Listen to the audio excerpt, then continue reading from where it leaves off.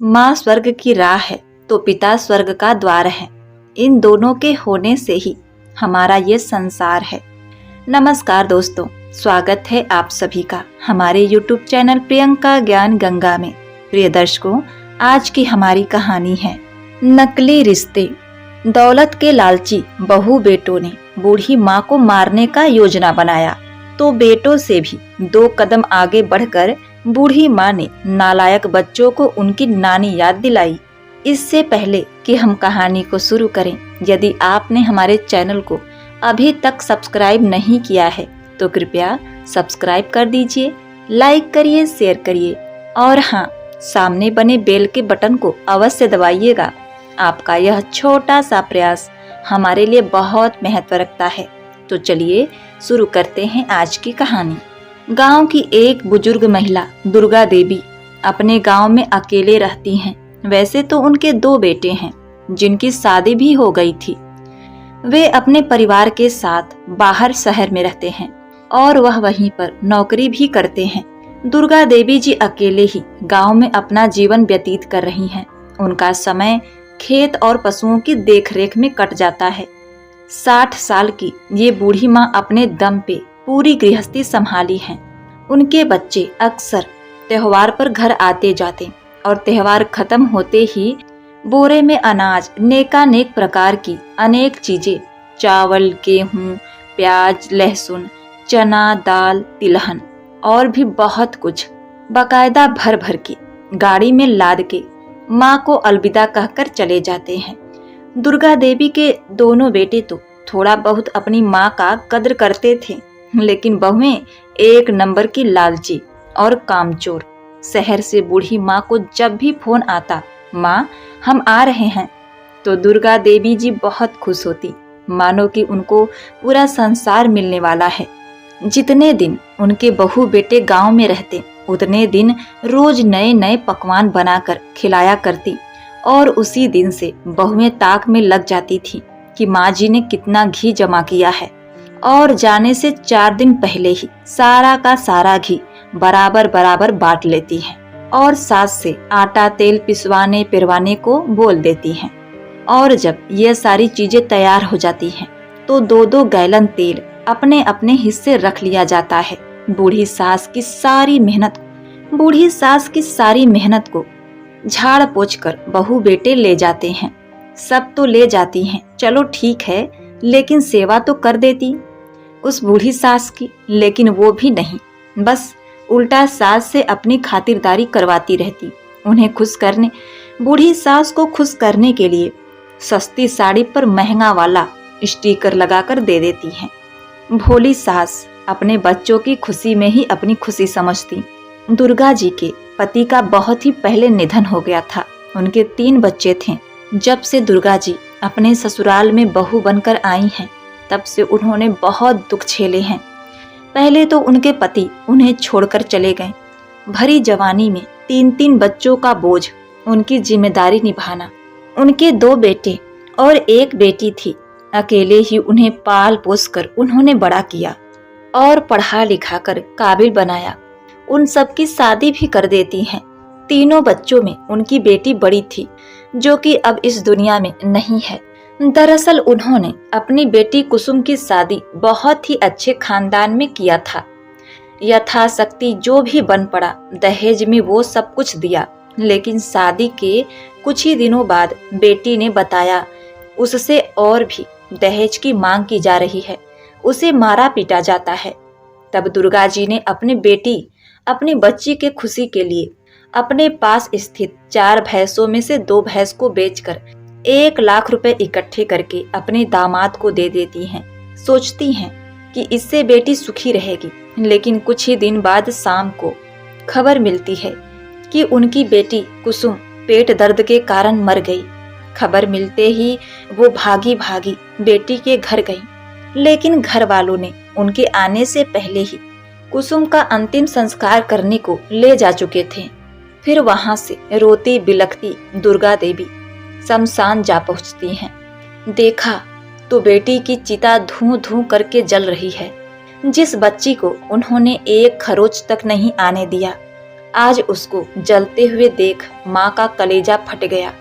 दुख बर्दाश्त नहीं हो रहा था। जब उन्होंने दामाद से इतनी जल्दीबाजी क्यों किया गया इसका कारण पूछा तो दामाद झूठी इधर उधर की बातें बताने लगा।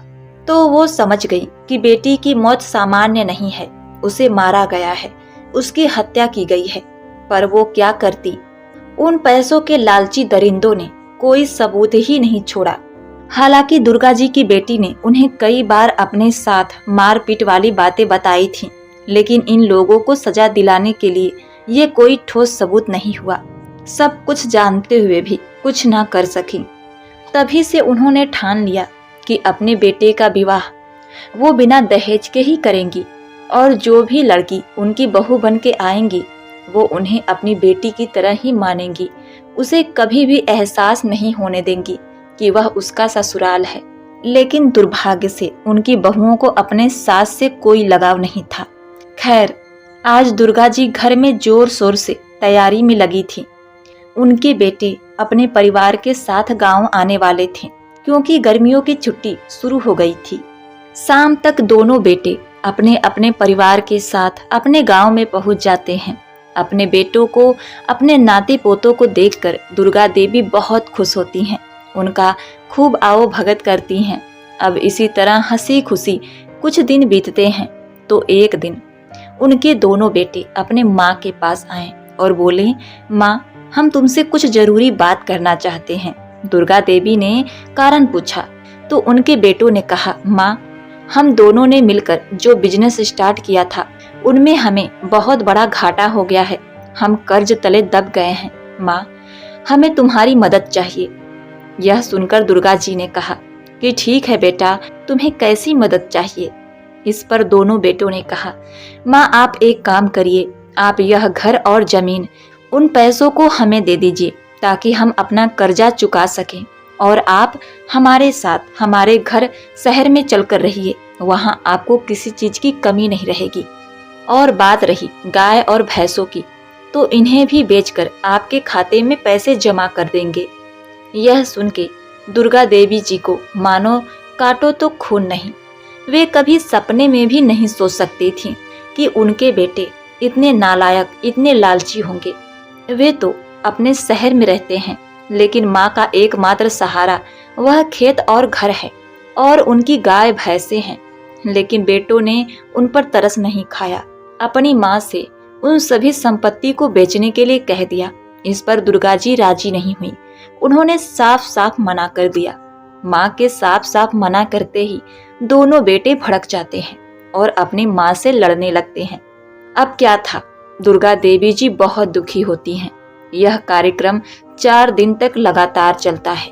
4 दिन तक लगातार उनके अपने बेटे अपने माँ पर दबाव डालने लगते हैं, लेकिन तब पर भी दुर्गा देवी जी अपने घर और अपने खेत को बेचने के लिए तैयार नहीं होती।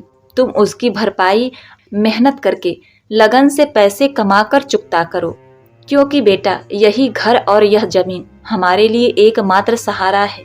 लेकिन माँ की बातें बेटों को नागवार गुजरी। बेटों ने अपनी माँ पर बहुत प्रेशर दिया, लेकिन माँ नहीं मानती हैं।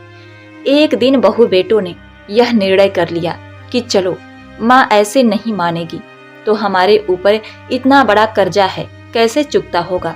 इसके लिए प्रॉपर्टी के कागजात पर हमें माँ से धोखे से दस्तखत करवाने होंगे। यह सुनकर बहुओं ने अलग ही प्लान बना दिया। उन्होंने अपने पति को बिना बताए अब दोनों बहुओं ने मिलकर अपने सास का खूब सेवा किया और उस रात उन्हें खूब अच्छे से खिलाया पिलाया, हाथ पैर दबाया और रात में सोते समय दूध में ढेर सारी नींद की गोलियां मिलाकर दे देती हैं। बेचारी दुर्गा जी सभी चीजों से अनजान उस दूध को पी लेती हैं और पीते ही कुछ समय बाद उनकी तबीयत खराब होने लगती है। उन्हें बेचैनी होने लगती है। जब बेटों को यह बात पता चली कि माँ की तबीयत खराब है, माँ को बेचैनी हो रही है, तो बेटों ने जल्दी से आनन फानन में अपने माँ को हॉस्पिटल में भर्ती कराया और उन दोनों की पत्नियां डर के मारे अपने पति से कुछ कहती ही नहीं कि उन्होंने क्या किया है, किस वजह से उनकी माँ की यह हालत हुई है। हॉस्पिटल में इलाज के दौरान डॉक्टर ने उन्हें मृत घोषित कर दिया। यह सुनते ही बेटे अवाक हो गए। अब क्या था, माँ को हॉस्पिटल में ही छोड़ के दोनों बहू बेटे घर आ जाते हैं और माँ के तिजोरी को तोड़ने लगते हैं। तिजोरी में से दुर्गा जी के गहने निकाले जाते हैं। उन्होंने कुछ पैसे इकट्ठे किए थे जो कि 40,000 तक था। उन पैसों को निकाल कर और प्रॉपर्टी के कागज को भी बेटों ने हथिया लिया। वे दोनों पैसे और गहने को आपस में बांटने लगते हैं। इसी दौरान अचानक उनके दरवाजे पर आहट होती है।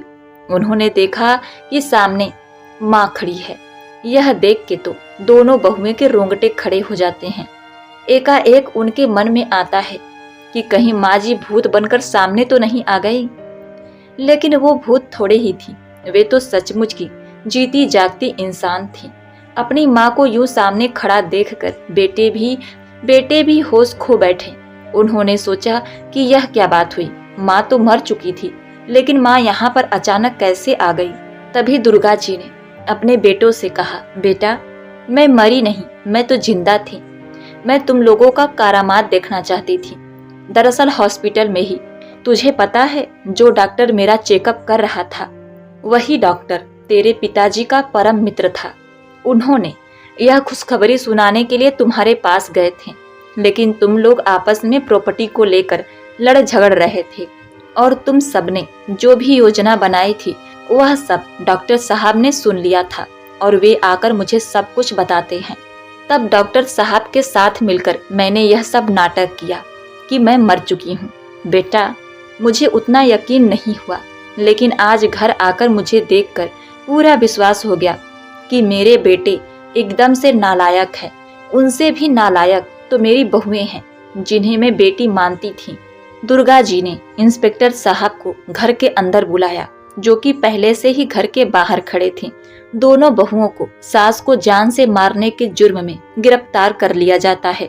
चूंकि दोनों बेटों का इसमें कोई हाथ नहीं था, तो उन्हें पुलिस वालों ने गिरफ्तार नहीं किया और माँ ने वहीं पर अपना फैसला सुनाया। उन्होंने कहा, बेटे आज के बाद इस माँ से तुम सबका कोई भी रिश्ता नहीं रहेगा।